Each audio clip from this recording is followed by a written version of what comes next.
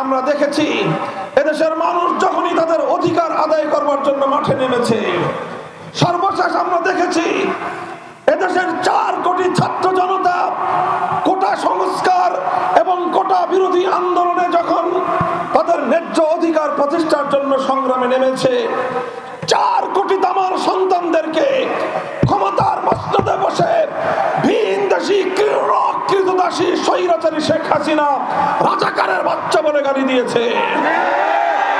তখন বাংলার প্রতিটি শিক্ষাঙ্গন থেকে আমার ছাত্র জনতা ঐক্যবদ্ধভাবে স্লোগান তুলেছিল। তারা বলেছিল, অধিকার চাইলে যদি রাজাকার হতে হয়, ইনসাফের কথা বললে যদি রাজাকার হতে হয়, দেশের পক্ষে কথা বললে যদি রাজাকার হতে হয়। রাতের গভীরে প্রতিটি শিক্ষাঙ্গন থেকে স্লোগান উঠেছিল, আমি কে তুমি কে। সেদিনই স্বৈরাচারী শেখ হাসিনার বিভাজনের রাজনীতি, ভণ্ডামের রাজনীতির কবর রচিত হয়েছিল। সংগ্রামী সাথী ও বন্ধুগণ, এরপরে সে বিতাড়িত হয়েছে 5ই আগস্ট।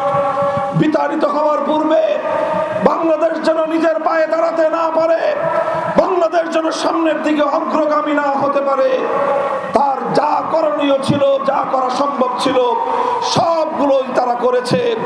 এবং আরেকটি দেশের এজেন্ডা বাস্তবায়ন করে বাংলাদেশকে ভিন্ন আরেকটি দেশের করদ রাজ্যে পরিণত করবার ষড়যন্ত্র চালিয়েছিল। সংগ্রামী সাথী ও বন্ধুগণ, দম্ভ করে তারা বলতো, অহংকার করে সে বলতো, শেখ হাসিনা পালায় না। আমি বাংলার মানুষের কাছে জানতে চাই, শেখ হাসিনা পালায় না? পালায় না। শেখ হাসিনা বাংলাদেশে থেকেছে না পালিয়ে গেছে?